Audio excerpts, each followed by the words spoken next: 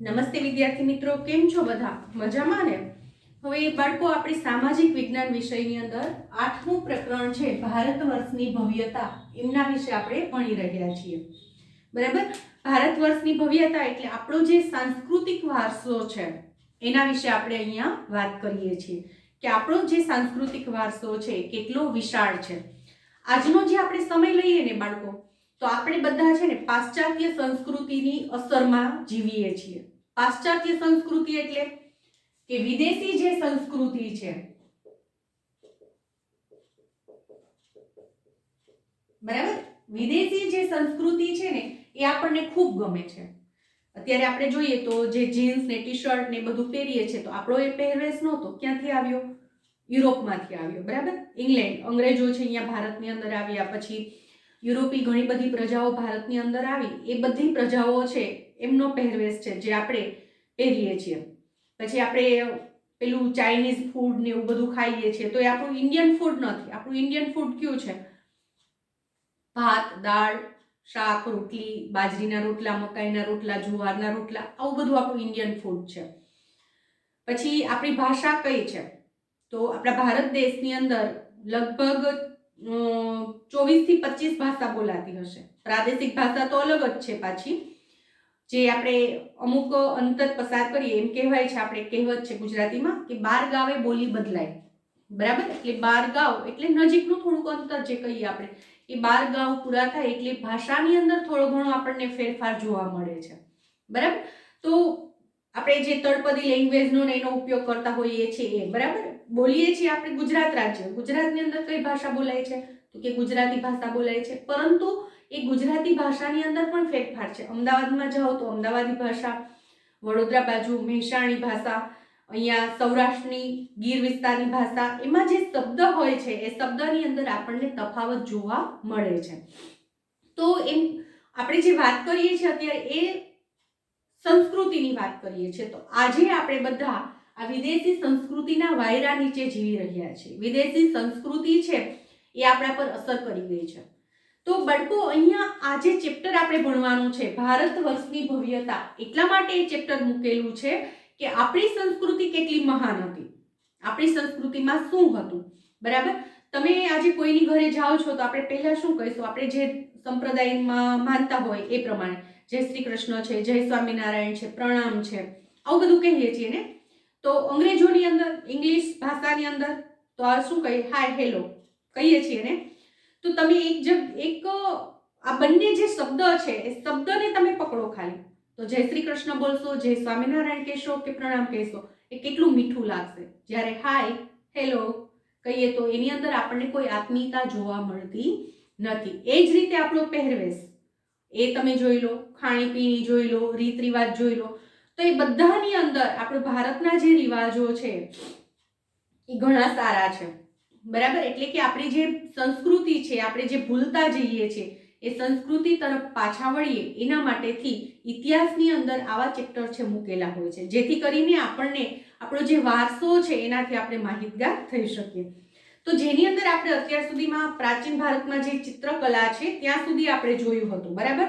પછી કેવા કેવા વેપારીઓ છે ભારતની અંદર વેપાર કરવા માટે આવે છે, એમણે જે પુસ્તકો લખ્યા છે એમાંથી આપણને આ બધી માહિતી પ્રાપ્ત થાય છે, આપણા ઇતિહાસની, આપણા વારસાની. બરાબર. તો પ્રાચીન ભારતમાં ચિત્રકલામાં શું હતું? તો એ સમયે કોઈ આવી ડ્રોઈંગ બુક કે એવું નહોતું. તો એ લોકો ચિત્ર ક્યાં બનાવતા? તો એ લોકો જે ચિત્ર બનાવતા એ ગુફાની અંદર કોતરણી કરીને, ગુફા મતલબ પથ્થરની કોતરી અને એમાં એ ચિત્ર બનાવતા. કલર કેવા હતા? અત્યારે જે આપણે કેમલ કલર ને સ્કેચ પેન કલર ને મીણિયા કલર આવે છે, ફેબ્રિક કલર આવે છે, એવા કોઈ કલર નહોતા. એ લોકો ઝાડના જે પાન હોય છે ને, વૃક્ષોના પાન, એ પાંદના રસમાંથી કલર બનાવતા અને એ કલર છે આવી રીતે પથ્થર પર પૂરતા. પથ્થરમાંથી જે આ ચિત્ર કોતરીને બનાવ્યા હોય ને એમાં એ કલર છે પૂરવામાં આવતો હતો. ચિત્ર મનુષ્યના જે મનોભાવ છે એને પ્રગટ કરતું માધ્યમ છે. આપણે જે ચિત્ર બનાવીએ છીએ શું છે? તો આપણા મનોભાવ, આપણા જે વિચારો છે એને પ્રગટ કરીએ છીએ આપણે. જેટલા સારા આપણા વિચારો હશે એટલું સરસ મજાનું ચિત્ર છે તૈયાર થશે. સાથે સાથે જે તે સમયની જે વાસ્તવિક પરિસ્થિતિ છે એનાથી પણ આપણને માહિતગાર કરે છે. ભારતમાં સૌથી જૂના ચિત્રો છે એ પાષાણ યુગમાં મળી આવે છે. પથ્થરનો યુગ, પાષાણ યુગ એટલે. બરાબર. મધ્યપ્રદેશમાં ભીમબેટકાની ગુફાના સ્થળેથી પાષાણ યુગના સમયની આદિમ જાતિઓએ દોરેલા 500 જેટલા એથી પણ વધારે ચિત્ર છે આપણને પ્રાપ્ત થયા છે અને આજે એટલા જ જીવંત છે. આ ઉપરાંત ક્યાંથી પ્રાપ્ત થયા છે? અજંતા ઇલોરાની ગુફા છે. એવી જ રીતે આપણે અહીંયા ભવનાથ જતા એક કાપરા કોઠિયાની ગુફા એવું કંઈક નામ છે, ખાપરા કોઠિયાની કે કાપરા કોઠિયાની, એક્ઝેક્ટ મને નામમાં થોડુંક મિસ્ટેક થાય છે, 2-3 વખત વાંચ્યું છતાં પણ, બરાબર. તો એ ગુફા અહીંયા આવેલી છે. તો એવી જ રીતે આપણને આવી જે ગુફાઓ પ્રાપ્ત થાય છે એમાં જે ચિત્ર બનાવેલા હોય છે, એમાં જે રંગપૂર્ણી કરેલી હોય છે, એના આધારે આપણને આપણા ચિત્રનો જેવા ચિત્ર બનાવેલા હોય એના ઉપરથી આપણને આપણો વારસો છે ખ્યાલમાં આવે છે. જેમાં બુદ્ધની જાતક કથાઓ, બુદ્ધની સાધનાને ચિત્રમાં વ્યક્ત કરવામાં આવી છે. પદ્મપાણીનું જે ચિત્ર છે એ વિશ્વવિખ્યાત ચિત્ર છે અને એ ભારતીય સંસ્કૃતિનું ઘરેણું છે એમ પણ કહેવાય છે. પછી ઇલોરાનું જે શિવ મંદિર છે એક જ પથ્થરમાંથી એટલે કે એક જ શિલામાંથી કોતરવામાં આવ્યું છે. ત્યાર પછી પ્રાચીન ભારતમાં શિલ્પ અને સ્થાપત્ય આપણે જોવાનું છે. પ્રાચીન ભારતમાં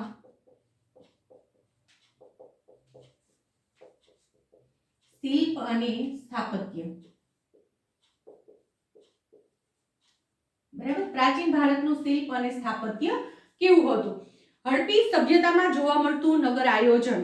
બાળકો આના વિશે તમે ભણી ગયા હશો. હડપ્પા અને મોહેંજો-દડો, બરાબર.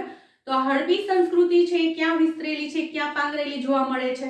તો એ સિંધુ નદીના કિનારે આપણને હડપી સંસ્કૃતિના અવશેષો છે પ્રાપ્ત થયા છે અને એમની જે નગર આયોજન છે, એમની જે ગટર વ્યવસ્થા છે, એ બધું અદ્ભુત અને બેનમૂન છે. એવું આપણને બીજે ક્યાંયથી પ્રાપ્ત થઈ શકે નહીં. અત્યારે આપણે જે આપણી નગર રચના જોઈએ છે, જેમાં કાટખૂણે રસ્તાઓ મળતા હોય છે, એ જ નગર રચના, એ જ આયોજન આપણને આ હડપી સંસ્કૃતિના જે અવશેષો પ્રાપ્ત થયા છે એમાંથી જોવા મળે છે.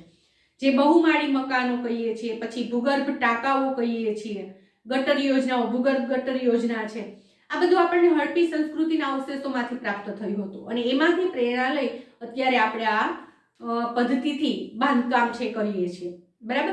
મકાનો પણ ઊંચા ઓટલા પર બાંધવામાં આવતા. તો એની પાછળનું કારણ શું?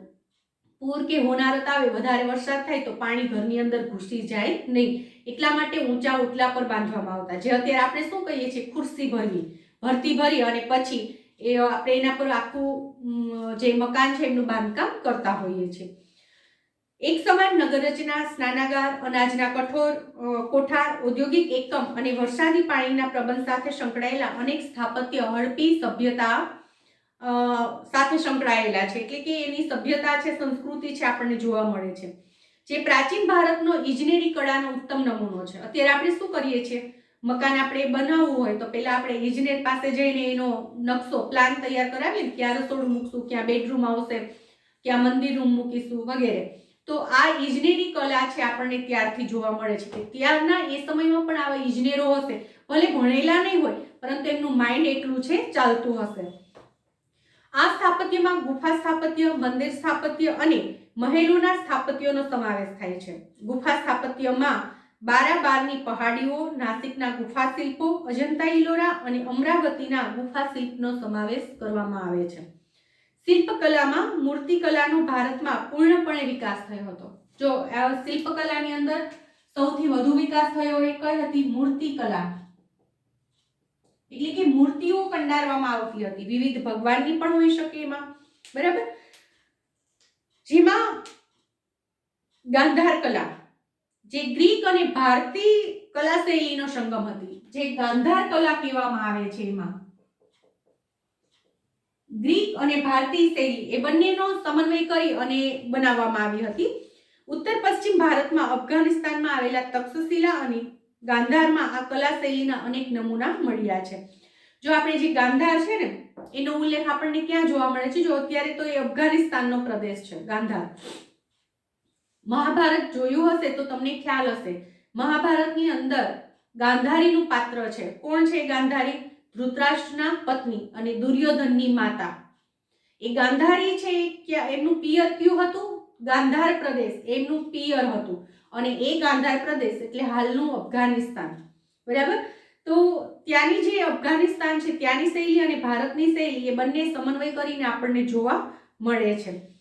તેમાં બુદ્ધની મૂર્તિઓ મોટા પ્રમાણમાં બનેલી જોવા મળે છે.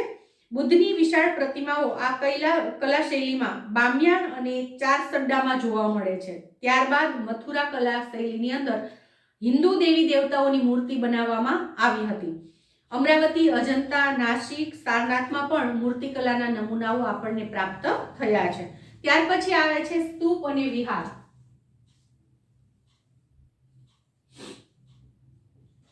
સ્તૂપ અને વિહાર. આ સ્તૂપ અને વિહાર છે કોની સાથે સંકળાયેલા છે બાળકો? તો એ જૈન સંપ્રદાય અને બૌદ્ધ સંપ્રદાયની સાથે સંકળાયેલા છે. બૌદ્ધ ધર્મના સ્થાપત્યમાં સ્તૂપ, ચૈત્ય અને વિહારનો સમાવેશ થાય છે. શેનો? સ્તૂપ, ચૈત્ય અને વિહાર. સ્તૂપ, ચૈત્ય અને વિહાર.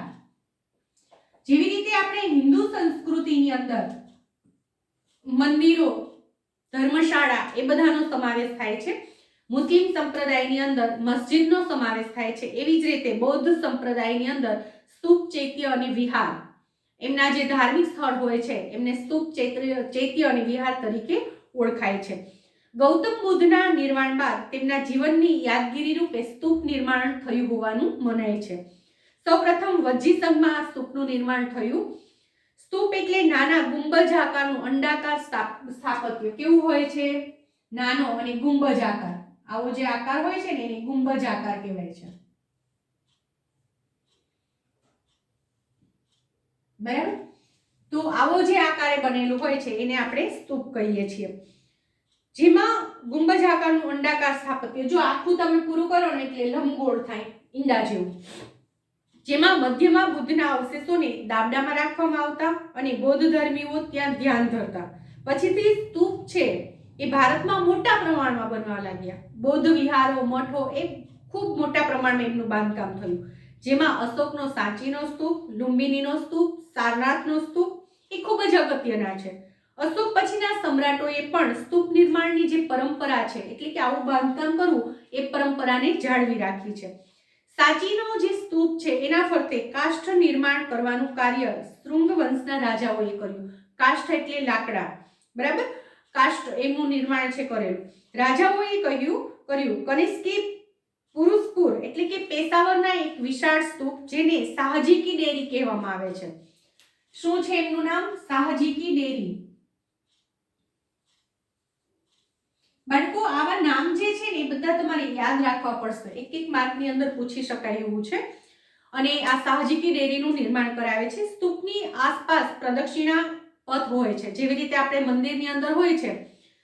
જસ્ટ માની લો કે તમે શિવ મંદિરે ગયા છો તો તમે મંદિરને ફરતે પ્રદક્ષિણા કરો. કોઈ બી મંદિરમાં જાય તો આપણે પ્રદક્ષિણા કરતા હોઈએ છીએ. તો પ્રદક્ષિણા પથ એટલે પ્રદક્ષિણા થઈ શકે એટલી જગ્યા છે ફરતી સાઈડ છોડેલી હોય છે. ચૈત્યો પણ પછીથી બૌદ્ધ કલાનું જ મોટું કેન્દ્ર છે, બને છે. અને ચૈત્ય ગુફાની જેમ પર્વત કોતરીને બનાવવામાં આવતા હતા. બરાબર? જે આ બધી ગુફાઓનું નિર્માણ થયેલું છે એ કોઈ બાંધકામ નથી, આવું પથ્થરથી કે ઈંટથી બાંધકામ થયેલ નથી, પરંતુ પથ્થરને કોતરીને ગુફાઓ તૈયાર કરેલી છે. ગુફામાં જ હારબંધ, સ્તંભ, દરવાજા, વિશાળ પ્રાર્થના ખંડ એ બધાનો સમાવેશ થાય છે.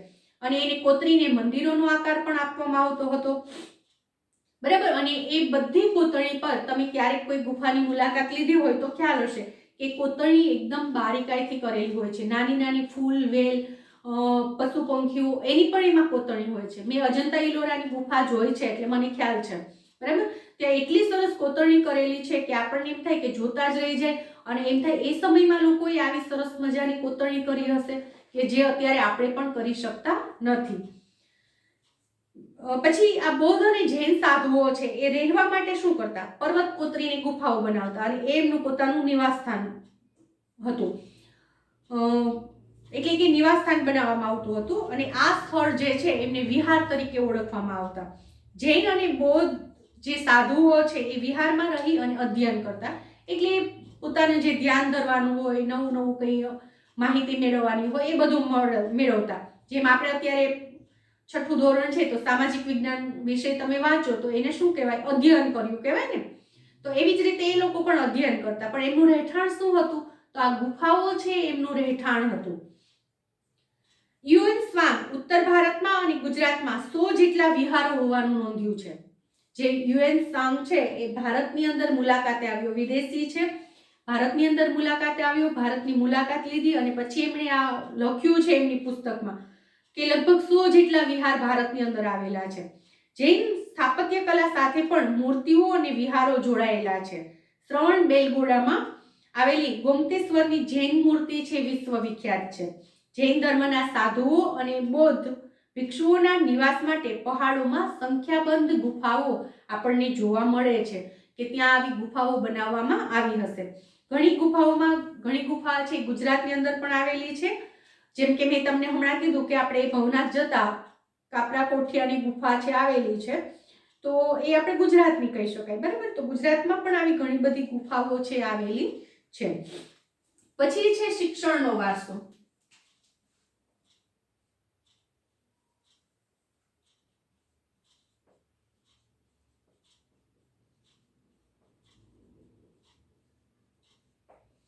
એ સમયમાં શિક્ષણ કેવું હતું? તો હડપી સભ્યતાનો વિસ્તાર અને એની વિકસિત નગર વ્યવસ્થા જે છે એ જોતા આપણે એમ કહી શકાય કે ત્યાંના લોકો છે એ ઉચ્ચ શિક્ષણ મેળવતા હશે. એમનું જે બાંધકામ છે, જે ઇજનેરી કામ છે, એ જોઈને આપણને એમ લાગે કે ટેકનિકલ શિક્ષણ છે આજથી લગભગ 4000 વર્ષ પહેલા હશે, સ્થપાઈ ગયું હશે. મોહેજો-દડોમાંથી શિક્ષણ સંસ્થાના અવશેષો પણ પ્રાપ્ત આપણને થયા છે. આ સભ્યતા કાંસ્ય સભ્યતા તરીકે ઓળખાતી. જો એ સભ્યતા કઈ સભ્યતા તરીકે ઓળખાતી? કાંસ્ય સભ્યતા. કાંસ્ય સભ્યતા તરીકે એમને ઓળખવામાં આવતી. એટલે કે કાંસુ બનાવવાની ટેકનોલોજી એ જાણતા હતા, બરાબર.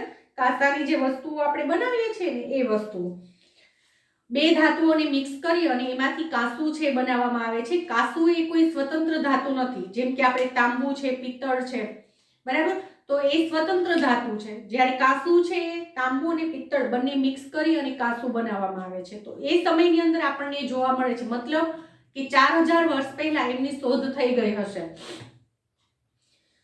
એટલે આમ કહી શકાય કે રસાયણ શાસ્ત્રનો વિકાસ છે એ સમયમાં થયો હશે. પછી આપણે જે મેહરોલનો લોહ સ્તંભ કહીએ છીએ, આગળના ચેપ્ટરની અંદર ભણી ગયા, મેહરોલનો લોહ સ્તંભ, જે એટલા વર્ષો પહેલા બાંધકામ એનું થયું હતું. આજે પણ એમાં કાટ નથી લાગ્યો.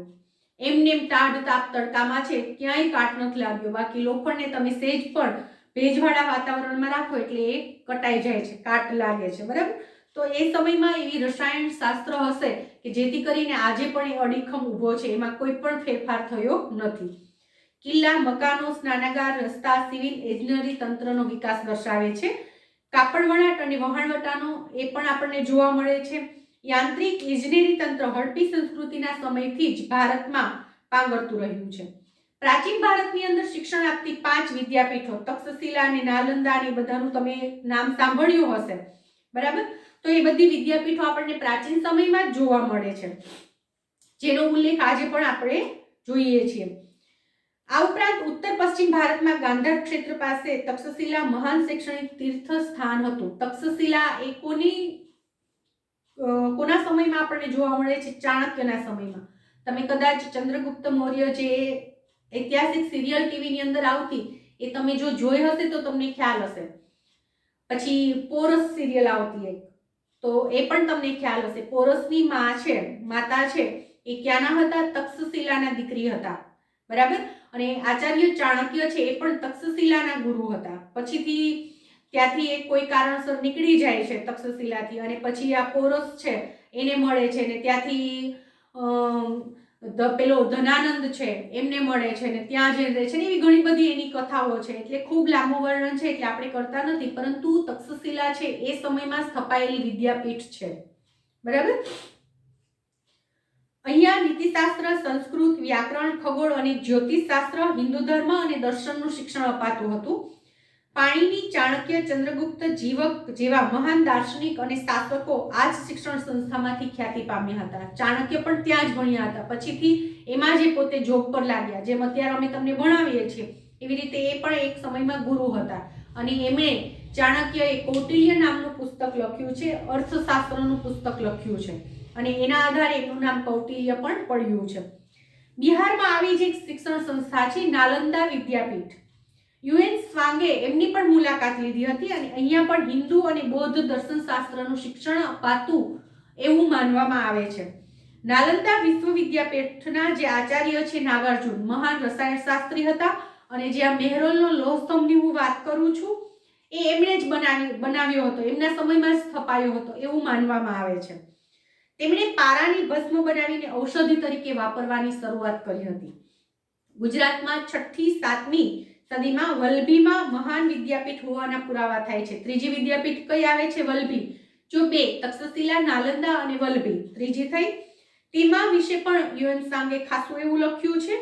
અહીંયા દૂર દેશાવરથી અનેક વિદ્યાર્થીઓ અભ્યાસ કરવા માટે આવતા. જેમ અત્યારે આપણે કેનેડા, અમેરિકા, ઓસ્ટ્રેલિયા જઈએ છીએ એમ એ સમયમાં ત્યાંથી બધા અહીંયા અભ્યાસ કરવા માટે આવતા હતા. પ્રવેશ માટે વિદ્યાર્થીઓએ પ્રવેશિકાની પરીક્ષા આપવી પડતી. જો એ લોકો એક્ઝામ પાસ કરે તો જ એમને પ્રવેશ મળતો હતો, નહીતર ના મળતો. ત્યારબાદ આચાર્ય લેખિત પરીક્ષા લઈ રૂબરૂ મુલાકાત એટલે કે સમાલાપ માટે એમને આગળ મોકલતા. પહેલા લેખિત લે પછી મૌખિક આવે, એ બંનેમાં પાસ થાય તો જ એમને અભ્યાસ માટે ત્યાં રાખવામાં આવતા. આવી આધુનિક કક્ષાની શિક્ષણ પદ્ધતિ તે સમયે ભારતમાં પ્રવર્તમાન હતી. અહીંયા હિન્દુ, બૌદ્ધ અને જૈન એમ ત્રણેય ધર્મ, ચિંતન, જ્યોતિષ, ખગોળશાસ્ત્રનું જ્ઞાન છે આપવામાં આવતું. બંગાળની અંદર વિક્રમશિલા અને ઓદંતપુરી નામની બે વિદ્યાપીઠો અસ્તિત્વમાં છે. તો ચોથી કઈ થઈ? વિક્રમશિલા અને પાંચમી ઓદંતપુરી. બરાબર. જ્યાં બૌદ્ધ ધર્મ સાથે સંકળાયેલા 3 માળના વિશાળ પુસ્તકાલયો બનાવવામાં આવ્યા હતા. ત્યાર પછી આવે છે સિક્કા. જેવી રીતે અત્યારે આપણે નાણું કયું ચાલે છે? રૂપિયો ચાલે છે ને. 25 પૈસાનો સિક્કો, 50, 1 રૂપિયાનો સિક્કો, 2 રૂપિયાનો, 5 રૂપિયાનો, 10 રૂપિયાનો સિક્કો છે. 5 રૂપિયાની નોટ પણ છે, 1 રૂપિયાની નોટ પણ છે, 2 રૂપિયાની નોટ પણ છે, 10 રૂપિયાની નોટ છે, 20 રૂપિયાની નોટ છે, 50 રૂપિયાની નોટ છે, 100 રૂપિયાની નોટ છે, 200 રૂપિયાની નોટ છે, 500 રૂપિયાની નોટ છે અને 2000ની નોટ છે. આટલું નાણું ચાલે છે અત્યારે બજારમાં. ખરેખર 1 રૂપિયો એટલે 100 પૈસા થાય, એટલે 5 પૈસાથી શરૂ કરીને આપણું નાણું અસ્તિત્વમાં છે. પરંતુ અત્યારે ફુગાવાની લીધેથી 5 પૈસા, 10 પૈસા, 20 પૈસા, 25 પૈસા કે 50 પૈસાની કોઈ વેલ્યુ છે નહીં.